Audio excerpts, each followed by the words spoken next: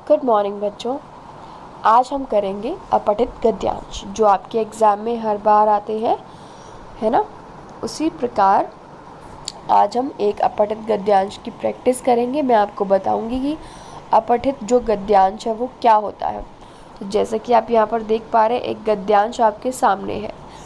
आप हिंदी की बुक में जिस प्रकार अपने पाठ को पढ़ते हैं, उसी प्रकार जो एक गद्यांश है वो किसी एक टॉपिक को लेकर बनाया जाता है। उसमें उस टॉपिक के बारे में बात की जाती है। उसके बाद उसमें से काफ़ी सारे जो प्रश्न है वो पूछे जाते हैं। तो इस प्रकार से आपको जब भी आप कोई अपनी बुक के अलावा कोई और बुक पढ़ेंगे या न्यूज़पेपर पढ़ेंगे या कुछ भी पढ़ेंगे, तो उसमें आपको समझ आएगा, आपकी जो अंडरस्टैंडिंग है वो बढ़ेगी और आप उसके जो प्रश्न है उसमें से सॉल्व कर पाएंगे। ठीक है, तो चलिए पढ़ते हैं आज का गद्यांश। गांधी जी का पूरा नाम मोहनदास करमचंद गांधी था। तो ये जो गद्यांश है ये किसके बारे में है? ये है गांधी जी के बारे में। तो इस सबसे पहले कैसे शुरुआत की गई है? उनका पूरा नाम बताकर। तो जो गांधी जी थे उनका पूरा नाम क्या था? मोहनदास करमचंद गांधी था। गद्यांश जब भी आप पढ़ेंगे, आप इम्पॉर्टेंट चीज़ों को हमेशा अंडरलाइन करेंगे पेंसिल लेकर, ताकि आपको याद रहे कि जो ज़रूरी जो इम्पॉर्टेंट चीज़ें हैं वो कहाँ पर है। ठीक है, ताकि जब आप प्रश्न का उत्तर ढूंढें तो आपको ज़्यादा टाइम ना लगे। उनका जन्म 2 अक्टूबर 1869 को गुजरात में के काठियावाड़ में पोरबंदर नामक स्थान पर हुआ था। तो जो गांधी जी है उनका जन्म कहाँ हुआ था? गुजरात के काठियावाड़ में पोरबंदर नामक जगह है, वहाँ पर गांधी जी का जन्म हुआ था। और कब हुआ था? 2 अक्टूबर को 1869। उनकी माता का नाम पुतलीबाई था। तो जो गांधी जी है उनकी माता का नाम क्या था? पुतलीबाई था। और पिता का नाम करमचंद गांधी था। और गांधी जी के पिताजी का नाम क्या था? करमचंद गांधी। उनका विवाह कस्तूरबा गांधी से हुआ था। तो गांधी जी का जो विवाह है वो किससे हुआ था? कस्तूरबा गांधी से हुआ था। गांधी जी सदैव सत्य की पूजा करते थे और सत्य के मार्ग पर ही चलते थे। गांधी जी हमेशा सच ही बोलते थे और सच के मार्ग पर ही चलना पसंद करते थे। उन्हें झूठ बिल्कुल पसंद नहीं था। वो सिर्फ और सिर्फ सच के अनुयायी थे। गांधी जी ने परमाणु युग में भी हिंसा को त्यागते हुए अहिंसा का मार्ग अपनाया। जो परमाणु युग है, जब परमाणु बम बन चुका है, जहाँ पर लोग आपस में लड़ रहे हैं, वहाँ भी गांधी जी ने हिंसा को त्यागा और अहिंसा को ही अपनाया। प्यार का जो रास्ता है उसी को अपनाया और उसी के वो अनुयायी थे। गांधी जी ने 1920 में असहयोग आंदोलन तथा 1930 में सत्याग्रह आंदोलन चलाया। जैसा कि आप सबको भी पता होगा कि गांधी जी बहुत सारे आंदोलन चलाते थे आज़ादी को पाने के लिए।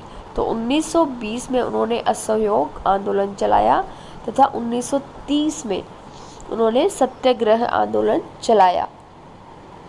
उन्होंने विदेशी वस्तुओं का बहिष्कार कर दिया। जो वस्तुएं विदेश से बनकर आती थी, दूसरे देशों से बनकर आती थी, उन्होंने उसका बहिष्कार कर दिया था। और क्या कहा था कि जो चीज़ें हमारे देश में बनी है, सब देशी चीज़ों का ही हमें इस्तेमाल करना चाहिए और उन्हें ही हमें बढ़ावा देना चाहिए। अंत में 1942 में भारत छोड़ो आंदोलन चलाया गया। अंत में गांधी जी ने 1942 में अंग्रेज़ों के खिलाफ भारत छोड़ो आंदोलन चलाया गया, जहां पर उन्होंने अंग्रेज़ों से भारत को छोड़ने का आंदोलन किया। इस आंदोलन के कारण गांधी जी को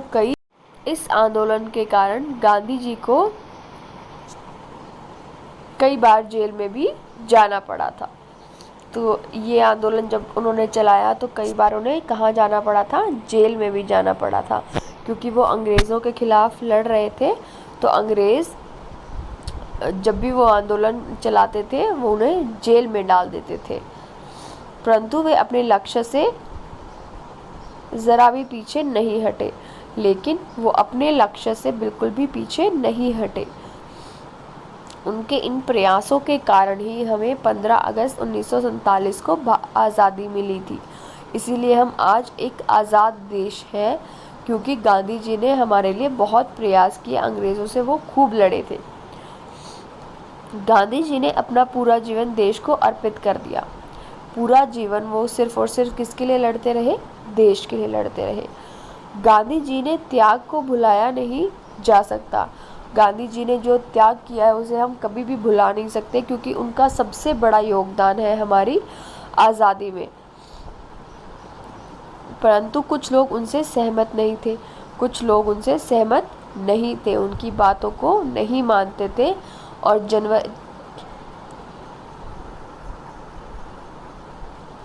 30 जनवरी 1948 को नथुराम गोडसे ने उनकी गोली मारकर हत्या कर दी। जो नथुराम गोडसे था उसने क्या किया था? गांधी जी को गोली मार दी थी, जिससे उनकी मृत्यु हो गई थी। इनका नाम इतिहास में सदा अमर रहेगा। लेकिन इतिहास में जब भी आप इतिहास को पढ़ेंगे, हिस्ट्री को पढ़ेंगे, तो गांधी जी का नाम हमेशा सबसे ऊपर रहेगा। सबसे बड़ा योगदान उनका हमें आज़ादी दिलाने में था। ठीक है बच्चों, तो ये था हमारा गद्यांश।